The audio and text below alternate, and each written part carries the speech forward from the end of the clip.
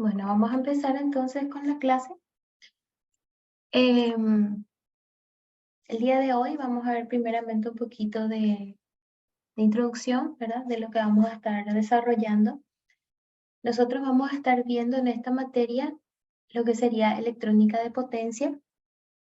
Entonces, esto surge tras la necesidad de poder ir controlando, ¿verdad? Algunos parámetros. La electrónica de potencia combina lo que sería energía, electrónica y control.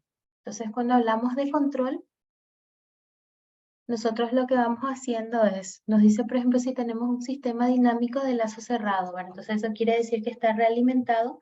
Entonces, nosotros vamos haciendo un control de esos parámetros. Es decir, si el parámetro deseado se encuentra distante del valor que tenemos como referencia, entonces nosotros por medio de este control podemos ir aproximando este valor. Nosotros vamos a ver cómo podemos controlar estos dispositivos. Cuando hablamos de potencia, ahora estamos hablando de lo que serían los equipos. Pueden ser también de distribución o de transmisión, ¿verdad? Cuando hablamos de transmisión, por ejemplo, por dar un ejemplo de aplicación, ¿verdad?, de electrónica de potencia, nosotros transmitimos en Paraguay, ¿verdad?, la corriente con corriente alterna. Pero existen ciertos lugares donde este transporte se hace en corriente continua. Entonces, poder manipular esta energía es posible mediante la electrónica de potencia. Normalmente, para poder escoger cuando tenemos que transmitir en corriente alterna o en corriente continua, se toma en cuenta una curva. Esta curva nos muestra a partir de cuántos kilómetros es conveniente que nosotros transmitamos en corriente continua, ya que estos dispositivos, ¿verdad?, tienen un costo bastante elevado. Entonces, se hace un versus entre las pérdidas y el costo de implementación. Entonces, aproximadamente 700 kilómetros. A partir de ese valor es más conveniente transmitir en corriente continua porque las pérdidas son muy elevadas ya por la distancia.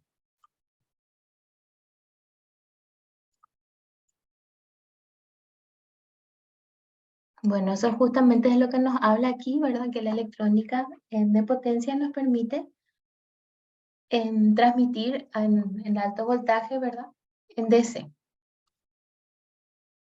Nosotros vamos a estar manipulando muchos dispositivos.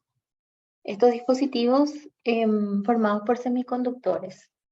Entre uno de ellos tenemos los diodos de potencia, que justamente el dispositivo en el cual va a estar centrada la clase de hoy. Además del diodo, tenemos también los tiristores y los interruptores controlables. Entonces, dentro de estos interruptores controlables, tenemos los transistores que vienen de diferentes tipos, ¿verdad? Aquí nos muestra algunos. Ahora tenemos los transistores bipolares de junta de potencia, que son los BJT, los MOSFET, IGBT, JFET y SiC MOSFET. En esta tabla, lo que estamos viendo es la diferencia entre algunos transistores y otros. Por ejemplo, cuando hablamos de un BJT, entonces su capacidad de potencia es media y la velocidad de conmutación también. Por ejemplo, aquí en el MOSFET, la capacidad de potencia es baja y la velocidad de conmutación es rápida. Entonces, cuando hablamos de velocidad de conmutación, nosotros estamos hablando de la frecuencia con la cual estos dispositivos pasan de apertura a cierre. Nosotros vamos a estar viendo estos transistores, pero con una operación de interruptor, o sea, en apertura y cierre. Pues los transistores tienen también una región de operación además de lo mencionado, pero nosotros, como lo utilizamos como interruptor, entonces hablamos de apertura y cierre. Entonces, a eso a lo que se refiere cuando hablamos de velocidad de conmutación. Y aquí tenemos una tabla, ¿verdad? Pues como aquí nos indicaba baja, media, alta, entonces aquí ya con valores que, claro, estos valores son para tener una idea, pero al final de cuentas el fabricante va sacando dispositivos con unas características específicas, ¿verdad? Entonces, finalmente, entonces, esta electrónica de potencia es utilizado debido a su eficiencia, ya que tiene un funcionamiento, ¿verdad? Que mejora que mejora lo que sería nuestra manipulación de la energía. Bueno, entonces cuando hablamos de estos dispositivos, dijimos que están eh, basados en semiconductores. Entonces vamos a ver un poquito a grandes rasgos, ¿verdad? ¿Qué se refiere o cómo, más bien dicho, están compuestos? Entonces nosotros lo que hacemos es tener unos materiales semiconductores, ¿verdad? Y a estos semiconductores se le agregan impurezas. Entonces cuando le agregamos esas impurezas, pasan a ser materiales extrínsecos. Entonces estos materiales extrínsecos pueden ser de tipo P o pueden ser de tipo N. Esto depende de con qué impureza estamos dopando. Entonces, cuando queremos un material tipo P, se dopa con átomos de impurezas que poseen 3 electrones de valencia, mientras que en el otro caso, con 5 electrones de valencia. Entonces aquí vemos la gráfica, ¿verdad? Entonces así es como nosotros determinamos cuando es un material tipo P y tipo N. Entonces, ¿eso cómo afecta en el diodo, que es el dispositivo del día de hoy? Bueno, sería lo siguiente. Cuando hablamos del diodo, este diodo semiconductor es una unión de un material tipo P y tipo N, en este orden. Entonces, aquí. Entonces aquí está representado nuestro diodo, ¿verdad? Por estas dos cajitas donde nos dice que en esta parte tenemos material tipo P y aquí tipo N. Entonces cuando nosotros vayamos viendo otros dispositivos, por ejemplo el transistor, vamos a ver que puede ser NPN o PNP, ¿verdad? Entonces, básicamente están construidos de estos materiales extrínsecos que acabamos de ver, pero con diferentes disposiciones. Bueno, este diodo, nosotros podemos utilizarlos también como interruptores. Una de las aplicaciones puede ser en rectificadores, ¿verdad? Bueno, los diodos tienen diferentes áreas de operación. Una de ellas es la polarización directa. Ahora vamos a ver qué es la polarización directa. Bueno, esta es la simbología del diodo. Tenemos el ánodo y el cátodo. Bueno, entonces esta es la polaridad. Este es el dibujo, o es la curva característica que nos muestra el comportamiento del diodo. Tenemos el eje de la tensión y el eje de la corriente. Vamos a hacer una pequeña diferencia entre este dibujo y este otro, ¿verdad? Ambos son curvas características del diodo, pero esto es algo idealizado. Sin embargo, esto es lo que ocurre realmente.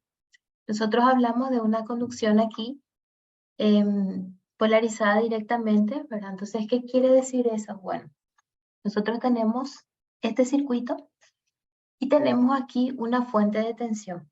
Entonces, este terminal positivo va con nuestro ánodo, que es el terminal positivo de nuestro diodo. Entonces, así podemos decir que el diodo está polarizado directamente.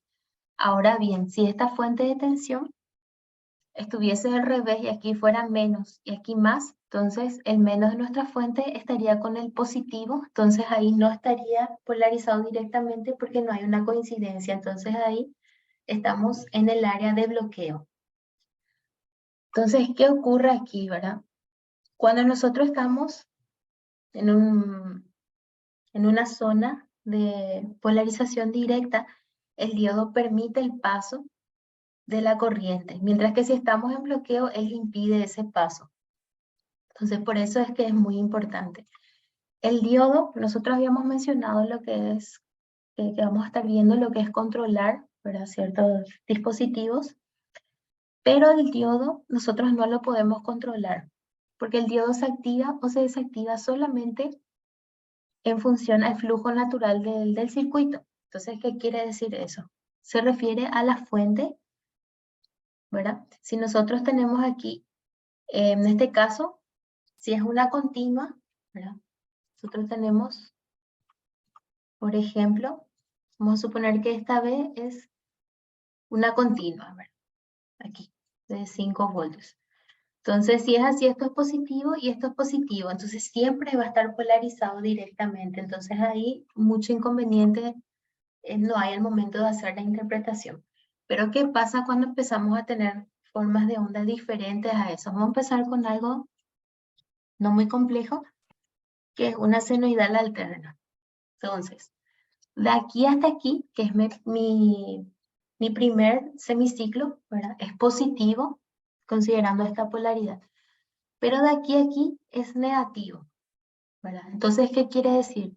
Que mientras sea positivo en el primer semiciclo, mi diodo va a estar polarizado directamente. Mientras que durante este tiempo, ¿verdad?, que es el segundo semiciclo, va a estar polarizada inversamente. ¿Por qué? Porque la tensión aquí es negativa, sin embargo, aquí tenemos el ánodo. Entonces, a eso es a lo que se refiere, ¿verdad? Está muy relacionada con lo que es la polaridad. Y solamente por acción del circuito, nosotros podemos hacer que el diodo conduzca o no conduzca. Sin embargo, vamos a ver más adelante que con otros dispositivos nosotros tenemos una puerta de control que nos permite decir cuándo queremos que conduzca y cuándo no. Pero en el caso del diodo, solo por acción del circuito, es decir, dependiendo de la polaridad de la tensión que está el potencial, mejor dicho, que tenemos aquí en nuestro ánodo.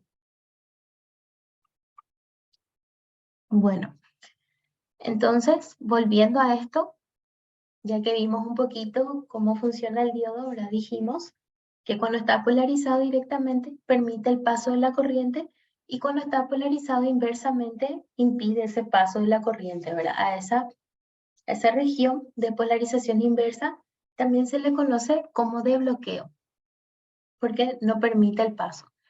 Entonces, vamos a mirar primero lo que sería la característica idealizada. Entonces aquí él no está teniendo corriente, ¿verdad? Este es el eje de la corriente y este es el eje de la tensión. Entonces tenemos una tensión en el diodo, pero ¿qué pasa? No tenemos corriente porque no está polarizada directamente. Sin embargo, aquí se polarizó directamente y empezamos a tener un valor de corriente. Bueno, esto no refleja realmente lo que ocurre, pero a fines prácticos a veces se utiliza esto. Entonces, lo que realmente ocurre es lo que vemos aquí. Ninguna de estas transiciones ocurre de inmediato, porque aquí vemos que está en inversa, está en directa.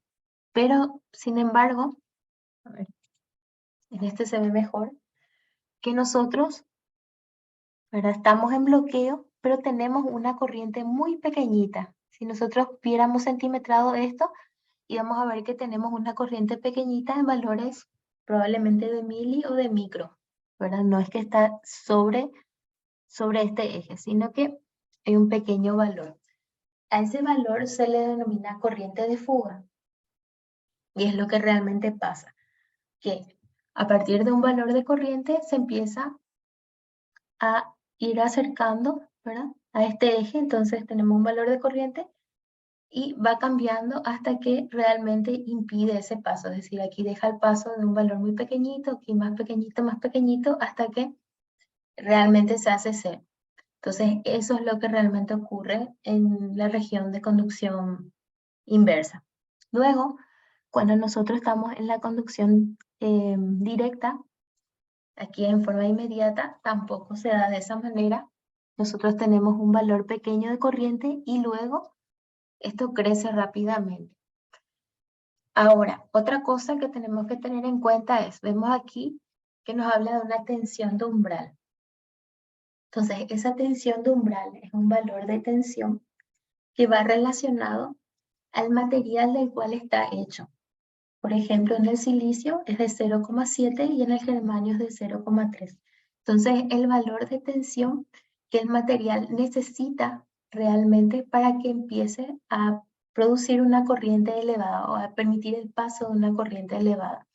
Entonces, una vez que alcanzamos el valor de la tensión de umbral, en ese momento nosotros empezamos a tener una corriente que crece.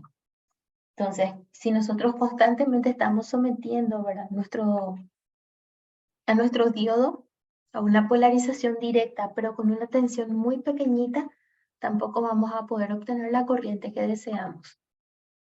Entonces, esta tensión de umbral es dependiente del material.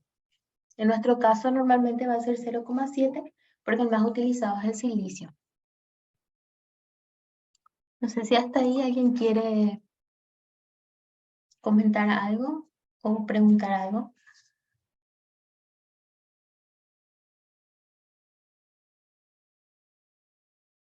Bueno, otra cosa, ¿verdad?, importante de resaltar es que nosotros, cuando tenemos el diodo, ¿verdad?, en un caso ideal, no tendríamos una caída de tensión, ¿verdad?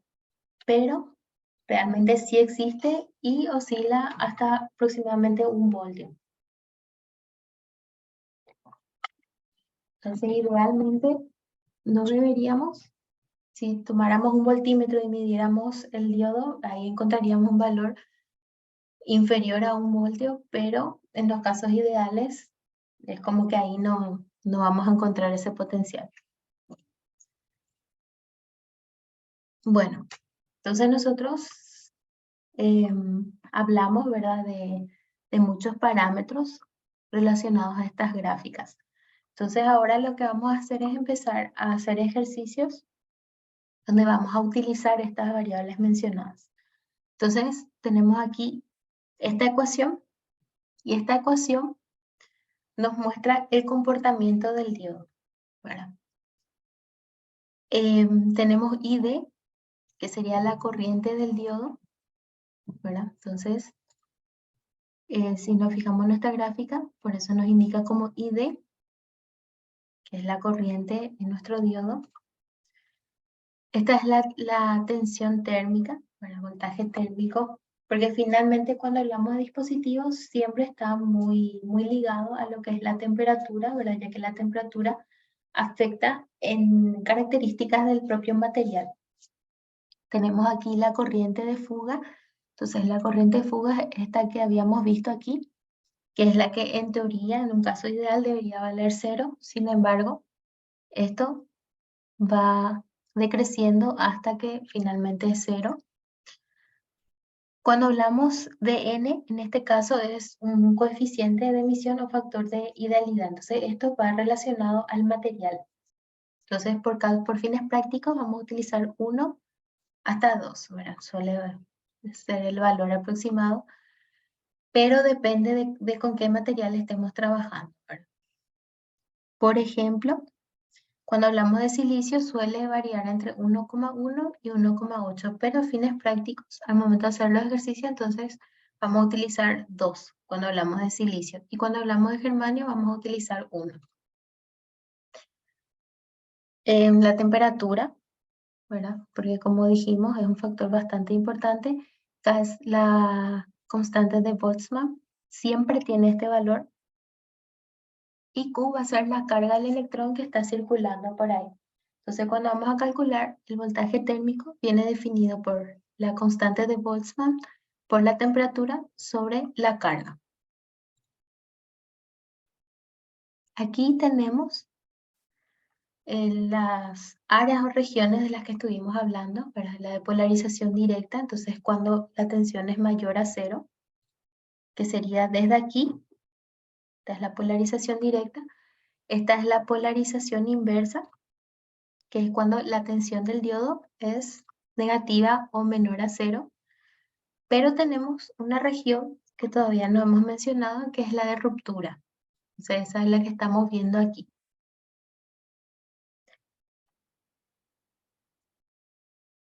Bueno, entonces hacemos el primer ejercicio. En este caso, estamos en una polarización directa. Entonces nos dice que en esta polarización directa la tensión del diodo es mayor a 0 y que la corriente del diodo es muy pequeñita. Si es que el voltaje del diodo es menor que nuestra tensión o umbral, ¿verdad? Que en este caso nos dice 0,7. Entonces, ¿por qué nos dice 0,7? Porque es silicio.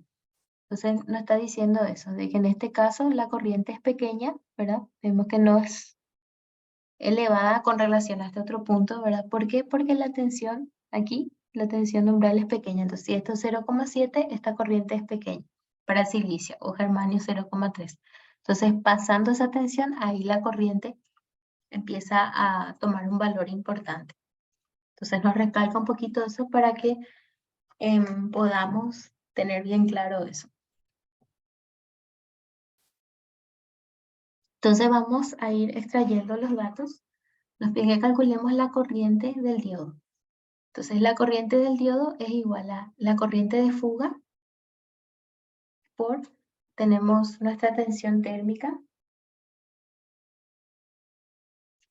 aquí arriba, perdón, aquí, tenemos E por N, donde N dependía, ¿verdad?, de qué tipo de material teníamos, que sería nuestro coeficiente de emisión.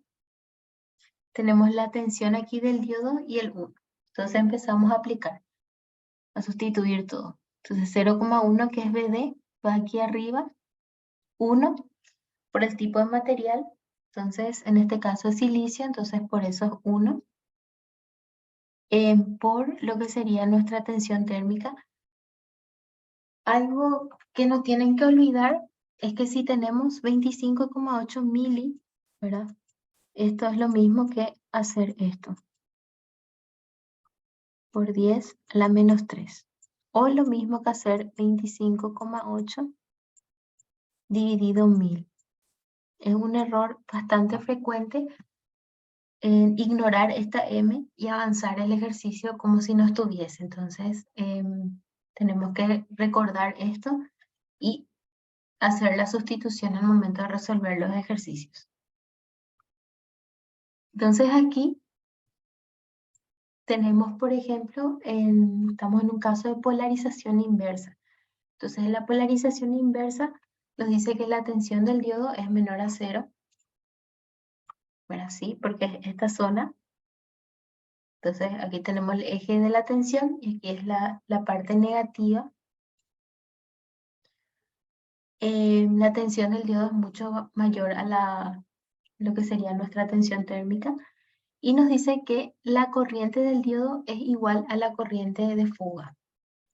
Entonces, si nosotros miramos esta zona, podemos ver que sí es cierto, porque en este tramo justamente esta curva, ¿verdad?, representa la corriente del diodo y coincide con esa corriente de fuga, porque la corriente del diodo, ¿verdad?, que debería ser 0, realmente tiene un valor y se va acercando luego. Entonces, esa es la corriente de fuga. Mientras que en la polarización directa no ocurre eso. La corriente del diodo es esta y no es la corriente de fuga. Pero en la inversa nos da esta situación en que coinciden. Ecuacionalmente, esto también se podría ver, porque nosotros tenemos aquí, nos dice que la tensión del diodo es mucho mayor, ¿verdad? Tenemos aquí a lo que es nuestra tensión térmica. Entonces, si nosotros hacemos esa sustitución, ¿verdad?, tendríamos E elevado a menos. ¿Por qué menos? Porque la tensión del diodo es negativa. Entonces, por eso aparece aquí un signo menos si estuviésemos analizando el caso de polarización inversa. Entonces, sería menos BD sobre B térmica. Entonces, al tener E elevado a menos algo, entonces eso sería 1 sobre E y todo esto de aquí, ¿verdad? Entonces, al ser esto muy grande, sería 1 sobre infinito y 1 sobre infinito es 0, ¿verdad? Entonces, siendo esto 0, nosotros tendríamos ahí que I del diodo es igual a menos la I de saturación. En realidad en módulos son iguales. Entonces con eso nosotros podemos validar esa teoría que nos está diciendo, es el por qué pasa esto. Y claro, vemos que es negativo, ¿por qué? Porque está en esta zona de nuestra gráfica, ¿verdad? Que es la corriente negativa.